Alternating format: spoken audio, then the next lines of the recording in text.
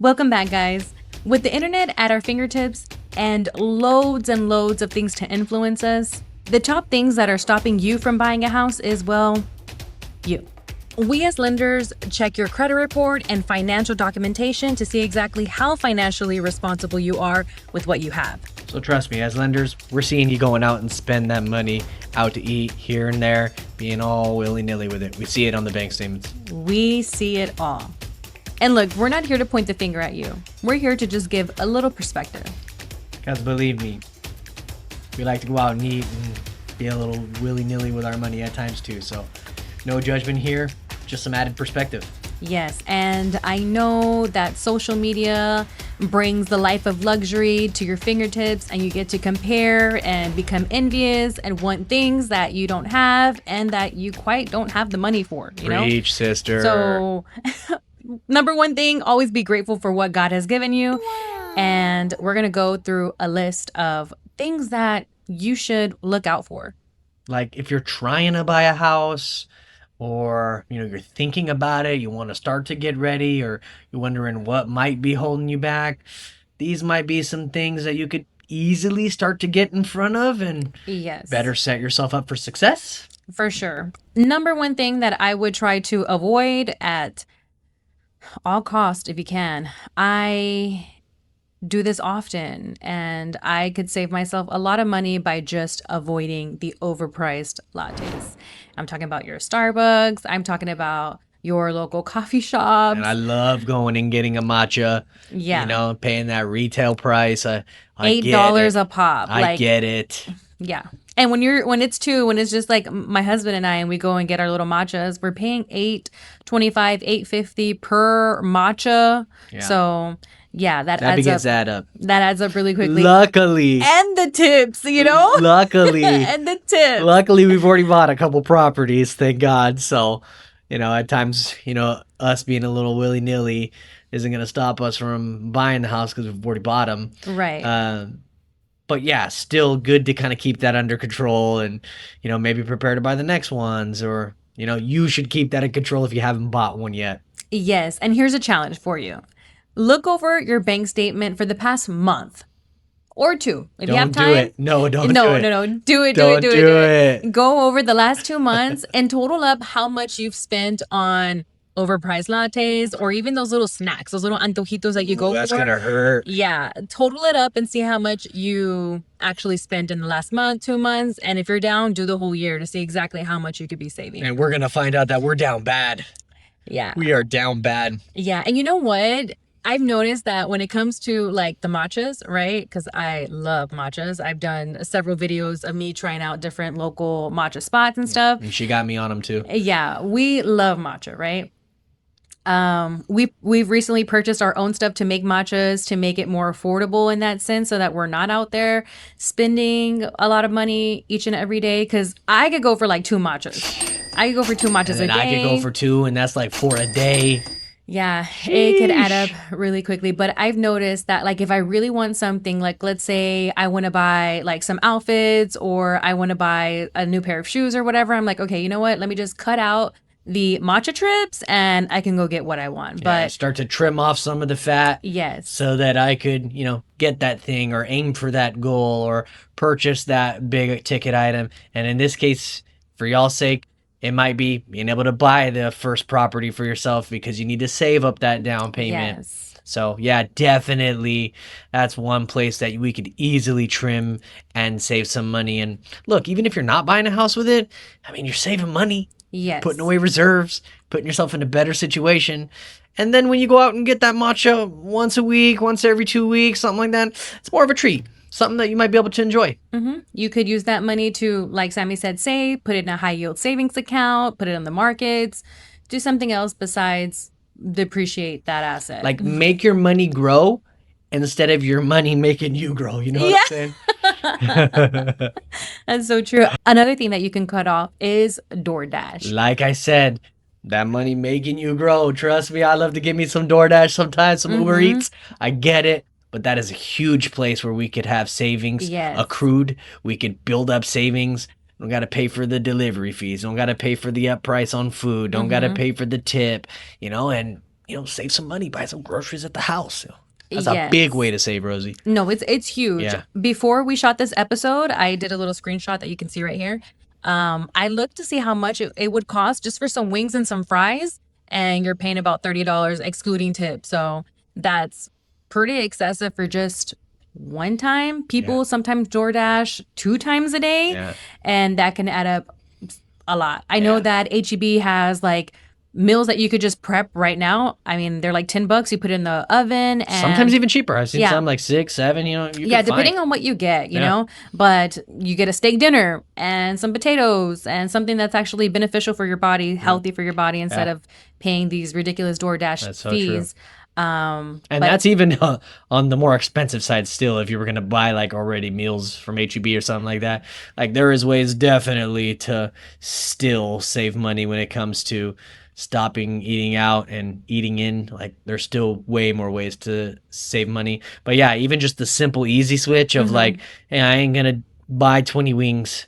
Instead, I'm going to make wings, or, there's all kinds of. yes, all ways that you can save. And obviously, if you're eating at home, you're probably going to notice your waistline trimming some. Again, make your money grow instead of your money making you grow. Yeah. Yes. We also see often that people are splurging money on things that they don't need. So if some new tech comes out, your tech that's perfectly fine, you'll go ahead and upgrade to the latest thing. When the iPhones come out, you're there spending another $1,000 on a phone when your phone works perfectly fine. Another thing is trends, like clothing trends, something that's going to fade out in the next month or two. And you're just spending a lot of money on these trends. And when you could maybe buy things that are going to last you a long time, It's like the worst. basics. It's the worst when I see, buying a shirt and then like wearing it one time in 3 years. It's like, low key a waste of money. You hate that. Yeah. You hate that. And also, on that note, I also see a lot of people overspending on auto loans. I see loans of 900, 1,000, No, 1,500 a month, 15, 1,600 a month. Man, it's close to the 2K mark. You guys, that's crazy. this is insane. That is crazy. This is insane. If you are just yourself or even have 2 kids, like you don't need to have a vehicle at $1,500 a month. Like No that is way. insane. That is insane, guys. That is one area where you could save a huge chunk of money just by getting that payment on your car reduced from something like $1,500 to $500. That is maximum savings. That right there could put you in a huge position to be able to purchase a home. Let's say you didn't, reduce your spending on eating out and things like that, but you cut your car payment by $1,000. That is big savings. Wow. Like, dang. Yeah. Sometimes keeping up with the Joneses is not going to be a thing that you should do. Yeah, keeping up with the Joneses sometimes has you falling behind. And that's for real. Yeah, and that leads me to my next thing. More. Overspending on the Klarnas and Afterpays. These companies are insane. Like the fact that people just think, okay, you're just going to make 1 to 4 payments. It's going to be fine.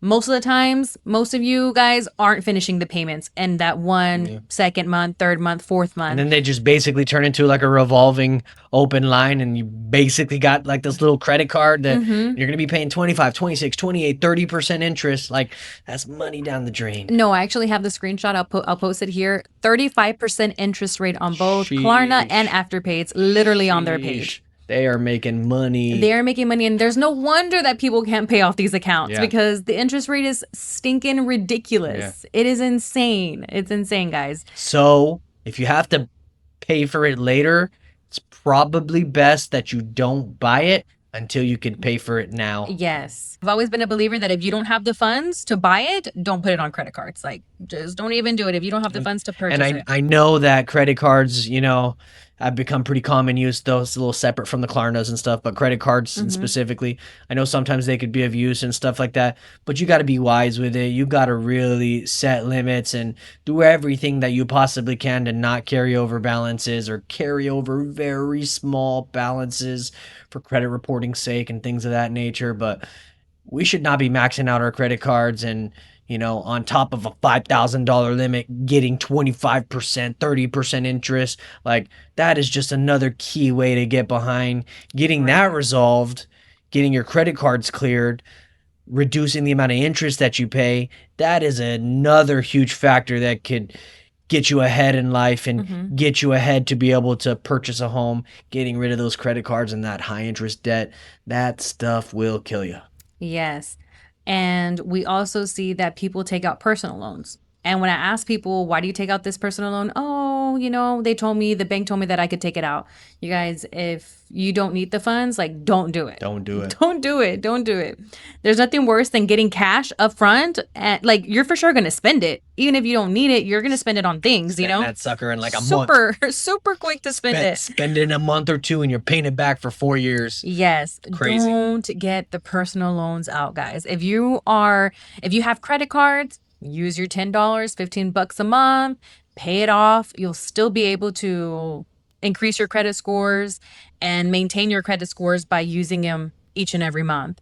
But maxing them out and trying to pay them back, that's the wrong way to go about using credit cards. And so removing or reducing as much debt as possible, especially the high interest debt, begins to set you up for success so that when you have your income coming in, when you have your paychecks coming in, like a lot of that money is now free and isn't automatically allocated to paying somebody back or paying this off or paying that off. Now you actually have a use for your income, which then you begin to maximize saving, you begin to maximize preparing, you begin to maximize investing and building up reserves and buying properties. And so, yeah, getting rid of that debt sets you up to allow your income to be very, very effective for you. For sure, for sure. And what could also be stopping you from buying your dream home or your first home, your second home, is not thinking about the goal. Not thinking about the long term goal, thinking about the goal, like we're mentioning right now, to pay off these accounts. Don't use the credit cards, don't use the Klarnas, don't take out a personal loan just to be nilly willy with it. Not seeing the future plan, not having a plan in place. That's something that if you're trying to buy a home for the first time, a second home, investment properties, you definitely need to sit down and really brainstorm how you're going to allocate these funds, how you're going to pay off your debt, how you're going to be able to show the bank that you're reliable and you can make that mortgage payment. That's right. These are things that are stopping you from buying a house. And a plan or a strategy specific to you and your scenario and your situation.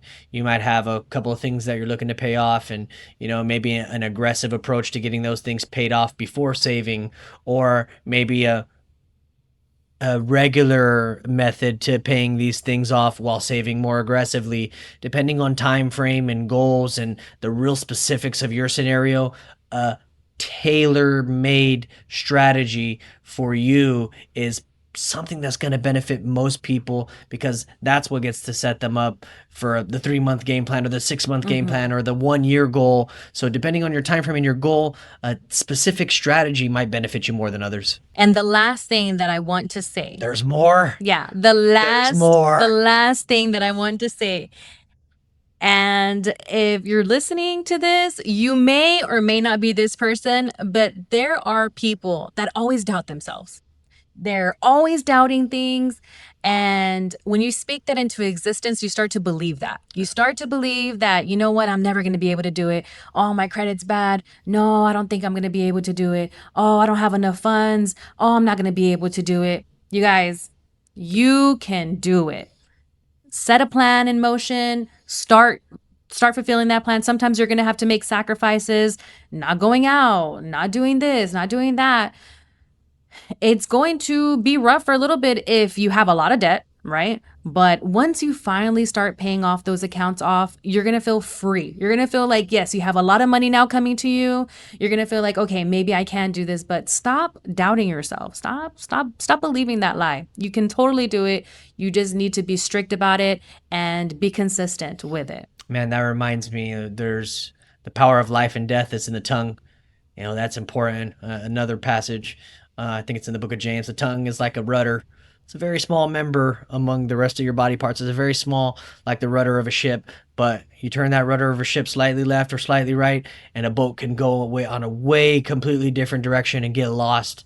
So the same thing with your tongue. You know, what you're saying, what you're speaking can lead you far off into places that you don't want to go, or can lead you in the right direction of where you want to go. So there's power in the Yes. tongue. So, you know, speak life, speak your goals, aim for what is proper, and do everything in your power to set aside the negativity and walk and march forward towards your goal. And remember, there's power in the tongue, so Mm-hmm. it's usually going to lead you where you want to go. And if you're talking negatively and you're doubting yourself and you're saying never, never, never, chances are it's going to be never, never, never. But if you say no one day, no, I'm going to set this game plan in motion. No, I want to achieve this by this time.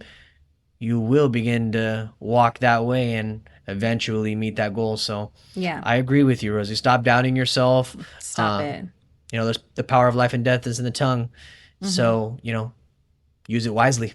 Yes, I have a friend that's always convincing herself out of things and doubting on things. I'm like, girl, can you just stop? Like, let's shh, be quiet. Like, literally just focus on what you need to do to get to the next step. Because we can complain, we can talk, we could do this, we could do that, but you need to stop doubting yourself and actually start setting things in motion and fulfilling what you're supposed to do. And getting some people on your team or some people in your corner, the right friends, the right mentors, the right partnerships to help encourage you and guide you on that path and help you to get to where you're wanting to go. That's an important thing too. Make sure you have the right community, the right people around you. You know, bad company can ruin good habits, Yep. but good company can build good habits. So also matters who you're surrounding yourself with too. For sure, for sure. And if you're looking to purchase your first home, your second home, investment properties, and need some guidance and want to game plan, reach out to us. That's right. We'll see you guys in the next one. God bless. Bye.